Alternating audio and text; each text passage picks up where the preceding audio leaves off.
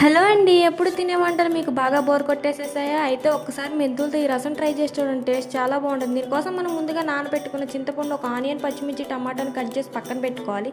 తర్వాత స్టవ్ మీద గిన్నె పెట్టుకుని దాంట్లో 2 టేబుల్ స్పూన్లు మెంతులు వేసి ఎర్రగా వేగిన తర్వాత మనం కట్ చేసుకున్న ముక్కలను అందులో పెట్టుకుని ఫ్రై అవనివ్వాలన్నమాట. తర్వాత మనం ముందుగా నానబెట్టుకున్న చింతపండుని మెత్తగా పిసుక్కుని లైట్గా ఫ్రై అయిన ముక్కల్లో ఆ చింతపండు గుజ్జుని అయితే పోయాలన్నమాట.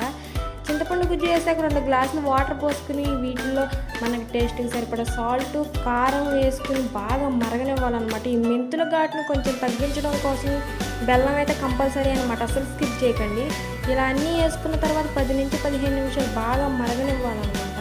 ఇలా మరిగాక వాటిని స్టవ్ నుంచి దింపేసుకుని పోపు పెట్టుకోవాలన్నమాట. దీనికోసం మనం పోపు దినుసులు వేసుకుని వెల్లుల్లిపాయ లైట్గా దంచేయండి, స్మెల్ బాగా వస్తుంది. తర్వాత కరివేపాకు వేసి దించేసి పోపు పెట్టుకుని ఎంతో టేస్టీగా ఉండే మెంతుల రసం అయితే రెడీ అయిపోతుంది. మీరు కూడా ఒకసారి ట్రై చేసి ఎలా వచ్చిందో కామెంట్ చేసి, వీడియో నచ్చితే సబ్స్క్రైబ్ చేసుకోండి. Thank you.